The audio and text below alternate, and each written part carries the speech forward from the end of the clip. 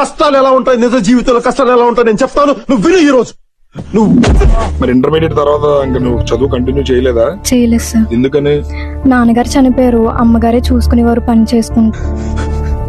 తండ్రి చనిపోయిన 6 గంటలకి, తండ్రి చనిపోయిన 6 గంటలకి తల్లి చనిపోతే ఆ బాధ ఎలా ఉంటుంది ఇప్పుడైనా అనుభవించావా?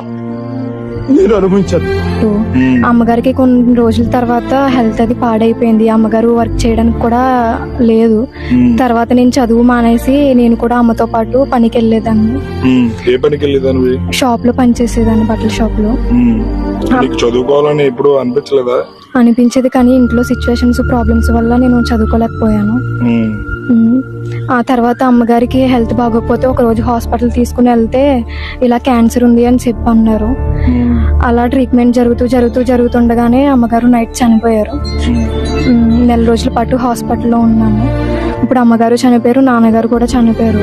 నా అమ్మమ్మ వాళ్ళ సైడు, నానమ్మ వాళ్ళ సైడు కూడా ఎవరు లేరు. అమ్మమ్మ తాతయ్య, నానమ్మ తాతయ్య వాళ్ళు కూడా చనిపోయారు.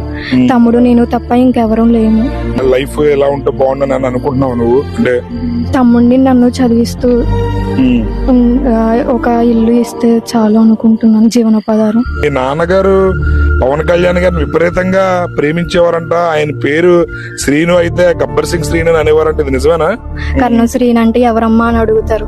ఇలా గబ్బర్ సింగ్ కూతుర్ని అంటే హో గబ్బర్ సింగ్ కూతురువా అని చెప్పి అనుకునేవారు సార్, చేసేవారు సార్. గబ్బర్ సింగ్ అంటే చాలా ఇష్టం, పవన్ కళ్యాణ్ గారు అంటే చాలా ఇష్టం మా నాన్నగారికి. ఎన్నికల టైంలో తిరిగారు, ఆయన ప్రచారం చేశారు. అప్పటికే చనిపోయారు సార్, అప్పటికే చనిపోయారు సార్. నాన్నగారు పవన్ కళ్యాణ్ గారి మీద చూపించే అంత ప్రేమ ఈ రోజు ఇంతమంది రూపంలో నీకు భరోసా ఇవ్వడానికి వచ్చిందని నీకు అనిపిస్తుందా? సార్, మా నాన్నగారే ఇలా చేశారు. ఆత్మ పవన్ కళ్యాణ్ గారి దగ్గరికి ఇలా వెళ్ళడం, ఇలా చేయడం చాలా ఆనందంగా ఉంది సార్.